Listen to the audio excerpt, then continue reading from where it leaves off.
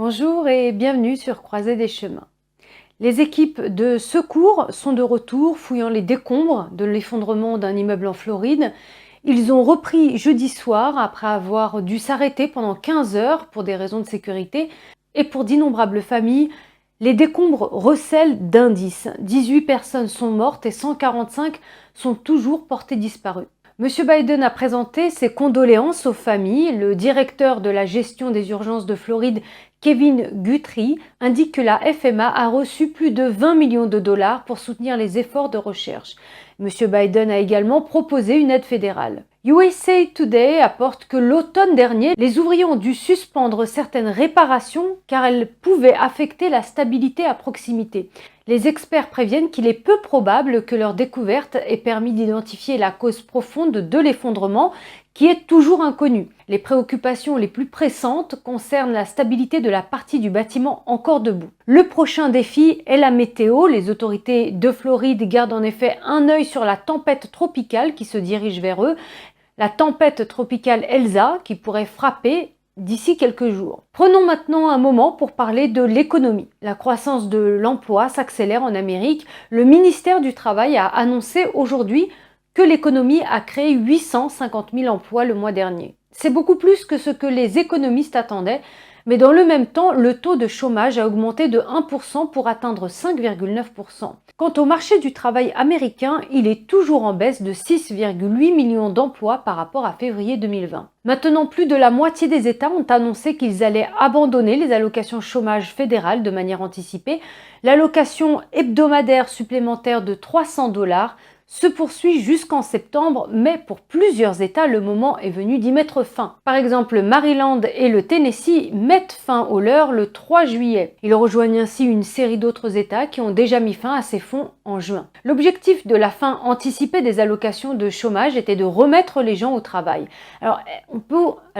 Est-ce un succès? Selon une analyse de Jefferies, le nombre de personnes recevant les allocations de chômage diminue plus rapidement dans les États qui ont prolongé le programme. Les États qui ont mis fin au fonds le plus tôt ont connu une baisse de près de 14%, exactement 13,8% du nombre de travailleurs ayant reçu des prestations de la mi-mai à la mi-juin. Et dans les États qui ont mis fin aux prestations en juin, ce nombre a chuté de 10%, et pour ceux qui ont tenu jusqu'en septembre, ce nombre s'élève à près de 6%. Mais ce n'est pas aussi tranché et clair, il y a d'autres données qui indiquent d'autres facteurs. Le site emploi Indeed a montré au début du mois que dans les États qui ont mis fin aux prestations de manière anticipée, l'activité de recherche d'emploi a en fait chuté en dessous de la tendance nationale. Et selon un rapport d'Axios, les experts affirment que les États-Unis ont perdu 400 milliards de dollars dans la fraude au chômage au cours de la pandémie. Cet argent est allé à des syndicats du crime à l'étranger. Maintenant, il y a des préoccupations concernant la sécurité nationale. Alors, combien d'argent a été volé? Le PDG d'ID déclare à Axios qu'il estime que 50% de tous les fonds de chômage pourraient avoir fini dans les mauvaises mains. ID est un service qui vise à prévenir ce type de fraude. Quant à l'endroit où cet argent a fini, le PDG de LexisNexRisk Solutions indique que les syndicats criminels se trouvent en Chine, au Nigeria, en Russie et ailleurs. Quant au reste de l'argent volé, il serait dispersé entre les gangs nationaux qui ont fait leur apparition beaucoup plus récemment. Les États se sont empressés de renforcer la sécurité, mais beaucoup disent que c'est trop tard. Maintenant, en ce qui concerne la scène internationale, parlons des impôts. Le taux d'imposition des entreprises pourrait augmenter. La secrétaire au Trésor Janet Yellen a annoncé jeudi qu'un groupe de 130 nations s'était mis d'accord sur un impôt minimum mondial sur les sociétés de 15%. Cela inclut la Chine et l'Inde. Lorsqu'il entrera en vigueur en 2023, il s'agira du plus grand changement du système fiscal international depuis un siècle. Au cours des 30 dernières années, les pays se sont efforcés de réduire les taux d'imposition des sociétés afin d'attirer les entreprises sur leurs côtes.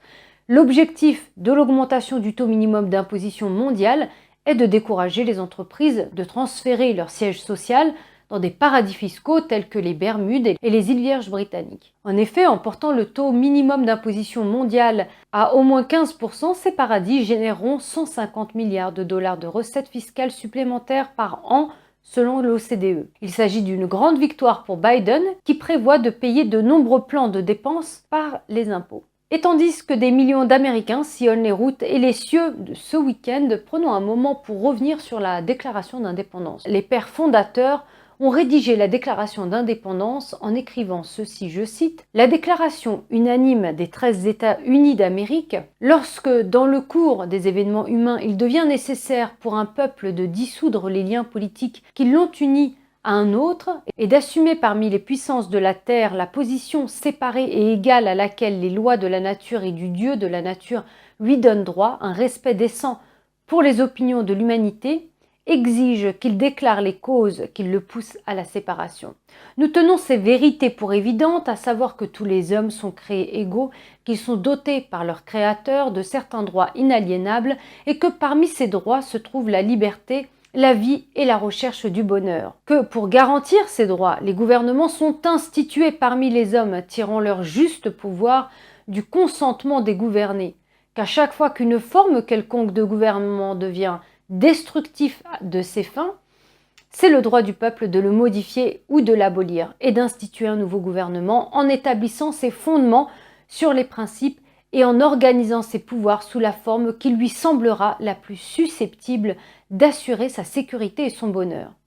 La prudence en effet dicte que les gouvernements établis depuis longtemps ne doivent pas être changés pour des causes légères et passagères, et par conséquent, l'expérience a montré que l'humanité est plus disposée à souffrir tant que ces maux sont souffrables, qu'à se redresser en abolissant les formes auxquelles elle est habituée. Mais lorsqu'une longue suite d'abus et d'usurpations, poursuivant invariablement le même but, relève un dessein de les réduire sous un despotisme absolu, il est de leur devoir de se débarrasser de ce gouvernement et de se donner de nouvelles gardes pour leur sécurité future.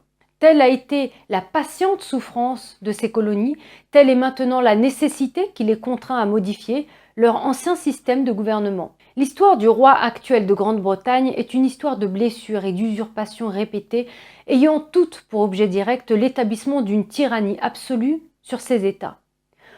Pour l'éprouver, soumettons les faits à un monde candide. Dites-moi ce que vous en pensez.